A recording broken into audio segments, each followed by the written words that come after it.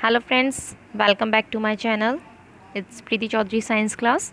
आज हम आप लोग के लिए लेके आए हैं क्लास 9th का केमिस्ट्री का एनसीईआरटी सीरीज़ का chapter number 2। It's matter around us pure और नॉट। क्या हमारे आसपास जितना भी मैटर है वो प्योर है आपका या नहीं है। पहली बात हम बात करेंगे what do you mean by the term pure substance. Pure substance का मतलब क्या होता है।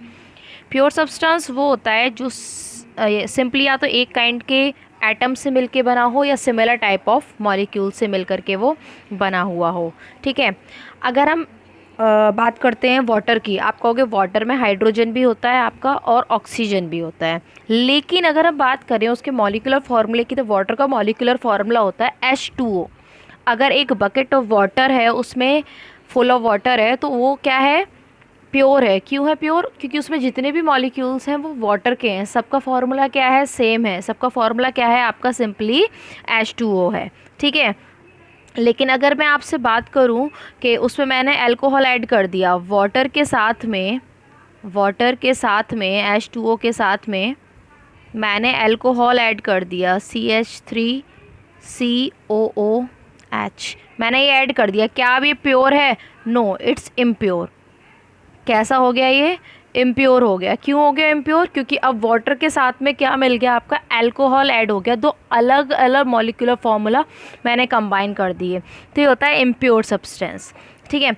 A pure substance which is made up of only one kind of atom, जो एक काइंड के एटम से मिलके बने हुए होते हैं, वो आपके कहलाते हैं क्या, एलिमेंट्स कहलाते हैं। क्या कहलाते हैं वो आपके, एलिमेंट्स। और जो सिमिलर टाइप ऑफ मॉलिक्यूल से मिलके बने हुए होते हैं वो क्या कहलाते हैं आपके, कंपाउंड्स कहलाते हैं। क्या कहलाते हैं आपके, कंपाउंड्स कहलाते हैं। इम्प्योर सब्सटेंस को एक और नाम से जाना जाता है, सिंपली उन्हें हम क्या कहते हैं, मिक्सचर। जैसे मैंने अभी आपको एग्जांपल दिया, वाटर को और अल्कोहल को ऐड कराया।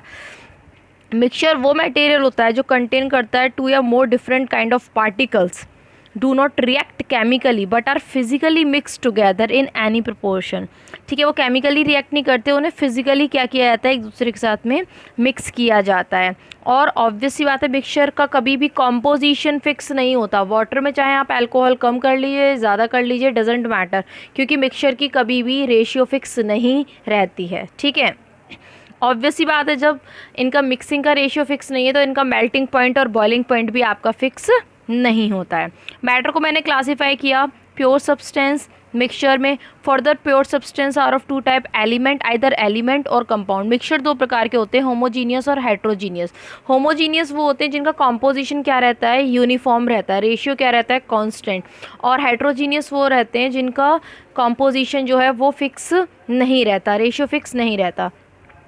अभी मैंने आपको एलिमेंट्स बता दिया। एलिमेंट वो स्मॉलेस्ट यूनिट होती है, एटम्स से मिलके बनते हैं, similar kind of atom combined together to form element. लेकिन एलिमेंट को फर्दर क्लासीफाई किया गया 3 क्लासेस में, metals, non metals and metalloids. किस किस में, metals, non metals and metalloids. अब हम इनकी प्रॉपर्टीज़ की बात करेंगे कि मेटल्स क्या होते हैं, नॉन मेटल्स क्या होते हैं और आपके मेटेलॉइड्स। सबसे पहले हम बात करते हैं physical property of metals. Metals क्या होते हैं, जो मैलेबल होते हैं। मैलेबल का मतलब ऑन बीटिंग, एक टेम्परेचर देने के बाद अगर आप उन्हें बीट करते हैं, they can be drawn into thin sheets. वो किस में कन्वर्ट हो जाते हैं, आपके थिन शीट में। एक छोटे से आयरन के पीस को अगर आप मेल्ट करते हैं, टेम्परेचर प्रोवाइड करते हैं, तो it should be melt out and उसे with the help of hammer हम क्या करते हैं, थिन शीट में कन्वर्ट कर देते हैं। As like your aluminium foil जिसमें आप फूड वगैरह रैप करते हैं, गोल्ड फॉइल्स वगैरह बनाई जाती हैं। ठीक है। सिल्वर फॉइल्स वगैरह आपकी बनाई जाती हैं। ये सब किसकी वजह से होते हैं, मेटल की मैलेबिलिटी की वजह से आप इन्हें कन्वर्ट कर पाते हैं। ठीक है। Metals are ductile. डक्टाइल का मतलब ये है which can be drawn easily into wire. एक सांचे से, एक डाई से क्या किया जाता है, डाइस में होल होता है, एक पर्टिकुलर टेम्परेचर दिया जाता है इनको, और यहाँ पे एक तरफ मेल्ट होते हैं और इधर इन्हें सुपर कूल करके निकाला जाता है। और जो आपके मैटर होता है, जो क्लम्प होता है मेटल का, they can be drawn into thin wires. किस में कन्वर्ट हो जाते हैं, ये थिन वायर्स में कन्वर्ट हो जाते हैं। और इसी प्रॉपर्टी को हम कहते हैं डक्टिलिटी। क्या कहलाती है ये प्रॉपर्टी आपकी, डक्टिलिटी कहलाती है। It means they can be stretch into wires. Metals क्या होते हैं, गुड कंडक्टर होते हैं हीट के और इलेक्ट्रिसिटी के। किस किस के, हीट के और इलेक्ट्रिसिटी के। ठीक है। दे आर लश्रस, कैसे होते हैं ये? लश्रस होते हैं, इनकी एक अपनी चमक होती है। ये जनरली हार्ड होते हैं, कैसे होते हैं? हार्ड होते हैं। इनकी टेंसाइल स्ट्रेंथ, झेलने की शक्ति बहुत ही ज़्यादा अधिक होती है। ठीक है, हाई टेंसाइल स्ट्रेंथ इनकी हाई होती है। इनकी हार्डनेस की वजह से, इनका intermolecular force of attraction high होने की वजह से इनकी टेंसाइल स्ट्रेंथ क्या होती है? हाई होती है। और ये जनरली रूम टेम्परेचर पे सॉलिड होते हैं, एक्सेप्ट मरकरी। मरकरी एक ऐसा मेटल है जो रूम टेम्परेचर में किस फॉर्म में पाया जाता है? आपका लिक्विड फॉर्म में पाया जाता है। कौन होता है वो? मरकरी। मरकरी एक अकेला ऐसा मेटल है जो किस स्टेट में पाया जाता है? रूम टेम्परेचर पे लिक्विड फॉर्म में आपका पाया जाता है। ठीक है, ऑब्वियस सी बात है, हार्ड होने की वजह से, टेंसाइल स्ट्रेंथ हाई होने की वजह से इनका मेल्टिंग पॉइंट और बॉइलिंग पॉइंट भी कैसा होता है? आपका हाई होता है। डेंसिटी हाई होगी क्योंकि इंटरमोलिकुलर फोर्स ऑफ अट्रैक्शन इतना हाई होता है, इनकी डेंसिटी क्या होती है? हाई होती है। सिल्वर का mostly colour generally have silver और ग्रे कलर इनका होता है, एक्सेप्ट गोल्ड। गोल्ड का येलो होता है और कॉपर का रेडिश ब्राउन कलर होता है। And they are sonorous. Sonorous का मतलब on beating they produce sound. School में जो पहले, अब तो खैर अलार्म्स बेल आ गई हैं, पहले जो घंटे लगाए जाते थे वो लोहे के होते थे। हम चाहते तो वुड की भी बना सकते, नहीं, क्योंकि जो मेटल्स होते हैं वो एक इकोस्टिक साउंड प्रोड्यूस करते हैं। क्या प्रोड्यूस करते हैं? इकोस्टिक साउंड प्रोड्यूस करते हैं।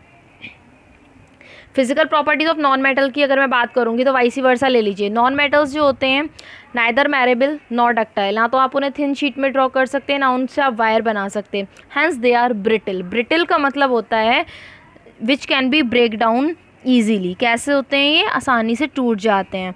ठीक है, they are poor conductor of heat and electricity. लेकिन इसमें भी अगर मैं बात करूंगी, एक्सेप्ट डायमंड। डायमंड क्या है? एक नॉन मेटल है, डायमंड एंड ग्रेफाइट। अब बेटा डायमंड क्या होता है? डायमंड गुड कंडक्टर हीट का होता है और ग्रेफाइट गुड कंडक्टर इलेक्ट्रिसिटी का होता है। ठीक है, डायमंड गुड कंडक्टर किसका होता है? हीट का। कॉपर के कंपैरिजन में 5 टाइम हीटिंग कैपेसिटी हाई होती है, इसीलिए डायमंड को कैटरैक्ट जैसी बीमारी के लिए, मोतियाबिंद के सर्जरी के लिए इसको इस्तेमाल किया जाता है। और ग्रेफाइट का क्या होता है? आपने जो पेंसिल की लीड वगैरह देखी हैं वो ग्रेफाइट से बनी हुई होती हैं and they are good conductor of electricity. तो जनरली अगर मैं बात करूं, जो नॉन मेटल्स होते हैं वो पुअर कंडक्टर होते हैं हीट एंड इलेक्ट्रिसिटी के, except diamond and graphite. Non metal mostly soft होंगे एक्सेप्ट डायमंड। ठीक है, नॉन मेटल स्ट्रॉन्ग नहीं होते, इनकी टेंसाइल स्ट्रेंथ बहुत ज़्यादा हाई नहीं होती है। ये तीनों स्टेट्स में पाए जाते हैं, इधर सॉलिड, लिक्विड और गैसियस फॉर्म में ये पाए जाते हैं। इनका कंपैरेटिवली टेंसाइल स्ट्रेंथ हाई ना होने की वजह से मेल्टिंग पॉइंट और बॉइलिंग पॉइंट भी कैसा होता है? इनका लो होता है। ठीक है, नॉन मेटल की डेंसिटी भी कैसी होगी? लो होगी। और ये अलग अलग कलर्स में पाए जाते हैं और इनमें सोनोरस नहीं होती। ठीक है, इनमें एक बीटिंग साउंड प्रोड्यूस नहीं होती। मेटलॉइड्स क्या होते हैं? इन बिटवीन लाई करते हैं आपके मेटल्स और नॉन मेटल्स के। ठीक है, neither they are properly metal nor the non metals. ठीक है, इनकी प्रॉपर्टीज़ लाई करती हैं किस किस के बीच में? मेटल्स और नॉन मेटल के। और इन्हीं को बोला जाता है सेमी मेटल या फिर मेटलॉइड। जैसे सिलिकॉन, जर्मेनियम, इन सब का इस्तेमाल किया जाता है सेमी कंडक्टर डिवाइसेस बनाने के लिए। अब घरों में ज़्यादातर एप्लियंसेस में सेमी कंडक्टर डिवाइस होती हैं। उसमें होता क्या है भाई, अगर आप डायरेक्टली कंडक्टर का इस्तेमाल करेंगे तो जैसे आपने इलेक्ट्रिक उसमें प्लग इन किया, तुरंत आपकी डिवाइस ऑपरेट करना शुरू कर देगी। नहीं, सेमी कंडक्टर डिवाइसेस का फ़ायदा ये होता है आपको कि उनका एक पर्टिकुलर वोल्टेज और करंट होता है, अगर उनको उतना मिलेगा तो ही वो ऑपरेट करना स्टार्ट करती हैं। Below a threshold value, below a certain value वो ऑपरेट नहीं करती। सेकेंड टाइप की अब हम बात करेंगे, आपके सेकेंड टाइप होता है आपका मिक्सचर। किसकी बात करेंगे? मिक्सचर की हम बात करेंगे। मिक्सचर अभी हमने बताया जिसका केमिकल कॉम्पोजिशन फिक्स नहीं रहता। 2 प्रकार के होते हैं, होमोजीनियस और हेट्रोजीनियस। जिसमें यूनिफॉर्मिटी होती है वो कहलाता है होमोजीनियस, है ना, और जिसमें यूनिफॉर्मिटी नहीं होती है वो कहलाते हैं आपके हेट्रोजीनियस। आप चाहें तो यहाँ से डेफिनेशंस को नोट डाउन कर सकते हैं, स्क्रीनशॉट लेके नोट्स को लिख सकते हैं, या फिर मेरे टेलीग्राम चैनल को सब्सक्राइब करके, यहाँ से सब्सक्राइब करके और वहाँ से आप इसकी सॉफ्ट कॉपी की PDF डाउनलोड कर सकते हैं। प्रॉपर्टीज़ की अगर मैं मिक्सचर की बात करूँ, दो प्रकार के होते हैं, होमोजीनियस, हेट्रोजीनियस। इसका कॉम्पोजिशन वेरिएबल होता है, तो वेरिएबल होने की वजह से मेल्टिंग पॉइंट, बॉइलिंग पॉइंट इनका फिक्स नहीं होता है। अब हम बात करेंगे next, what are compound. Compound वो प्योर सब्सटेंस होते हैं, दो या दो से अधिक एलिमेंट जब केमिकली कंबाइन होते हैं तो आपका क्या बनता है, कंपाउंड बनता है, लेकिन इनका प्रोपोर्शन फिक्स रहता है। अगर मुझे कभी भी वाटर चाहिए, क्या चाहिए मुझे, अगर वाटर चाहिए, फार्मूला बनाना आता है तो ठीक है, नहीं तो आप मेरा मेकिंग फार्मूला वाला वीडियो इसका देख सकते हैं, क्या कैसे फार्मूले को बनाया जाता है। हाइड्रोजन की वैलेंसी होती है, यहाँ पे बता देती हूँ थोड़ा सा, 1। ऑक्सीजन की वैलेंसी होती है 2। जब आप वैलेंसीज को क्रॉस मल्टीप्लाई करते हैं तब आपका एक मॉलिक्यूलर फार्मूला बनता है। क्या बनता है, मॉलिक्यूलर फार्मूला। अब H2O की अगर मैं बात करूँ, 2 हाइड्रोजन है, एक हाइड्रोजन का मास क्या होता है, 1। ऑक्सीजन 1 है और ऑक्सीजन का मास नंबर क्या होता है, 16। 2 1 जा 2, 2 8 जा 16। क्या निकल के आया, 1:8। जब भी मैं 1:8 रेशियो की बात करूँगी, इसका मतलब मैं किसकी बात कर रही हूँ, आपके वाटर के बारे में बात कर रही हूँ। किसके बारे में बात कर रही हूँ मैं, आपके वाटर के बारे में बात कर रही हूँ। अगर मैंने रेशियो चेंज कर दिया तो कंपाउंड बदल जाएगा। अगर मैंने बोल दिया H2O2, ये होता है हाइड्रोजन पर ऑक्साइड। क्या होता है, हाइड्रोजन पर ऑक्साइड। बेसिकली ये गैसियस फॉर्म में पाया जाता है। किस फॉर्म में पाया जाता है, गैसियस फॉर्म में। इसका ज़रा रेशियो देखिए,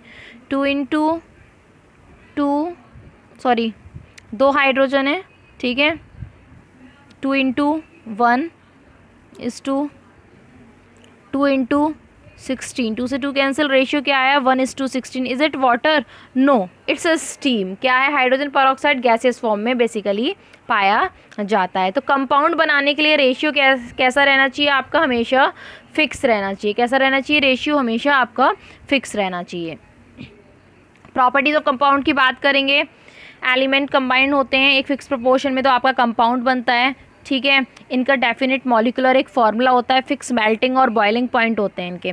फिजिकल चेंजेस आपको पता है, फिजिकल चेंजेस वो चेंज होते हैं जिनमें सिर्फ स्टेट चेंज होती है, कोई नया कंपाउंड आपको नहीं मिलता। जबकि केमिकल चेंजेस वो होते हैं जिनमें एक नया सब्सटेंस आपको नई आइडेंटिटी के साथ में मिलता है। What is solution, solution is a homogeneous mixture of 2 और मोर केमिकली नॉन रिएक्टिंग सब्सटेंस। 2 या 2 से अधिक सब्सटेंस को आप मिक्स तो कर रहे हैं लेकिन वो केमिकली रिएक्ट नहीं होते हैं, उन्हें हम कहते हैं सॉल्यूशन। ट्रू सॉल्यूशन क्या होता है, जैसे शुगर सॉल्यूशन, कॉमन सॉल्ट, ये सब क्या होते हैं आपके ट्रू सॉल्यूशन होते हैं, जिसका मतलब ये है जिनकी कोई डेफिनेट बाउंड्री नहीं होती। आप एक suppose you add a amount of sugar in a jug of water, आप चाहे स्टार्टिंग में ले लीजिए उसमें से वाटर, चाहे लास्ट में लीजिए, हर जगह आपको फ्लेवर सेम मिलेगा। क्यों, क्योंकि एक ट्रू सॉल्यूशन है, उसमें एक यूनिफॉर्मिटी है, उसमें कोई बाउंड्री नहीं होती है दो सब्सटेंस को मिक्स करने के दौरान। एक्वस और नॉन एक्वस सॉल्यूशंस क्या होते हैं, जिसमें वाटर मिला हुआ होता है, जिसमें water act as a solvent, वो कहलाते हैं एक्वस। और पानी के अलावा अगर आप किसी चीज़ को अदर सब्सटेंस में डिसॉल्व करते हैं जिसमें पानी नहीं है, वो कहलाते हैं आपके नॉन एक्वस सॉल्यूशन। क्या कहलाते हैं, नॉन एक्वस सॉल्यूशन। सॉल्यूट और सॉल्वेंट को मिला के क्या बनता है आपका सॉल्यूशन। सॉल्यूट वो सब्सटेंस होता है जिसको घोला जाता है, जिसको डिज़ोल्व किया जाता है, वो सॉल्यूट होता है, और जिसमें डिज़ोल्व किया जाता है वो आपका सॉल्वेंट होता है। इसीलिए हम वाटर को क्या कहते हैं, यूनिवर्सल सॉल्वेंट कहा गया है। वाटर को क्या कहा गया है, यूनिवर्सल सॉल्वेंट आपका कहा गया है। टाइप्स ऑफ सॉल्यूशन की बात करेंगे, सॉलिड सॉल्यूशन होते हैं, लिक्विड सॉल्यूशन होते हैं और गैसियस सॉल्यूशन होते हैं। जिसमें solid act as a solvent तो वो सॉलिड सॉल्यूशन, जिसमें लिक्विड सॉल्वेंट का काम करता है तो वो लिक्विड सॉल्यूशंस कहलाते हैं, और जिसमें गैस में किसी चीज़ को इन्वॉल्व किया जाता है, ऐड किया जाता है, वो कहलाते हैं आपके गैसियस सॉल्यूशंस। क्या कहलाते हैं, वो आपके गैसियस सॉल्यूशंस आपके कहलाते हैं। प्रॉपर्टी ऑफ सॉल्यूशन की बात करें, भी बताया, एक होमोजीनियस मिक्सचर होता है, इनके पार्टिकल्स बहुत ज़्यादा थिन होते हैं, आप उन्हें नेक्ड आइज से नहीं देख सकते और इवन माइक्रोस्कोप से भी आप इनको नहीं देख सकते हैं, ठीक है। तो जिसकी वजह से ये नेचर में कैसे होते हैं, ट्रांसपेरेंट होते हैं। कंसेंट्रेशन पर 100 ग्राम की बेसिस पे अगर ली गई है, मैंने suppose I add 10 gram of sugar in 100 gram of water, वो उसकी क्या कहलाई, concentration. Amount of solute upon amount of solution, उसका क्या बताती है, कंसेंट्रेशन। क्या कहलाती है वो, उसकी कंसेंट्रेशन। इसी बेसिस पे सॉल्यूशन आपके 3 प्रकार के होते हैं, saturated, unsaturated and super saturated. Saturated solutions क्या होते हैं? Which contain maximum amount of solute. भाई मैंने क्या किया, इतना अमाउंट ऑफ सॉल्यूशन उसमें डिज़ोल्व कर दिया कि अब आप उसमें फर्दर मोर ऐड नहीं कर सकते एक सर्टेन रूम टेम्परेचर पे। मैंने एक शुगर ऐड करने की इतनी लिमिट क्रॉस कर दी कि उसमें फर्दर मैं शुगर ऐड नहीं कर सकती। वो कहलाएगा एक सैचुरेशन लेवल पे पहुंच जाना कि अब उसमें घुलने की शक्ति नहीं है। अनसैचुरेटेड का मतलब है मोर solute in at a given temperature is called unsaturated, जिसमें अभी वैकेंसी है, जिसमें भी जगह है, जिसमें भी स्पेस है फर्दर मोर घोलने का, दैट इज़ अनसैचुरेटेड।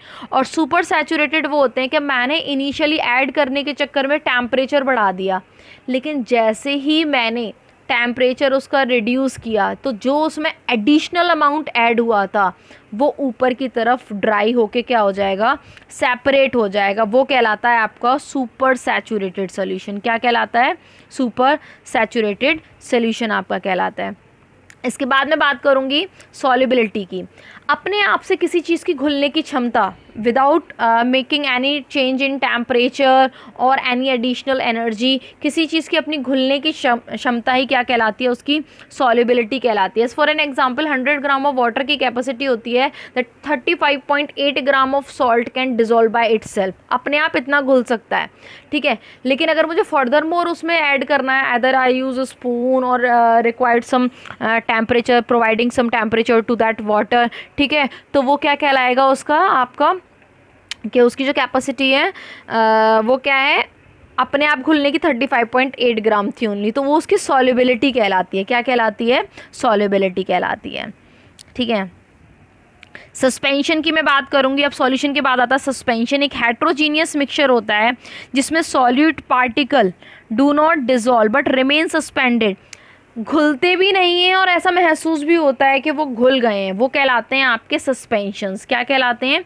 सस्पेंशन कहलाते हैं। जैसे paint are suspended of coloured substance in water और सम अदर लिक्विड।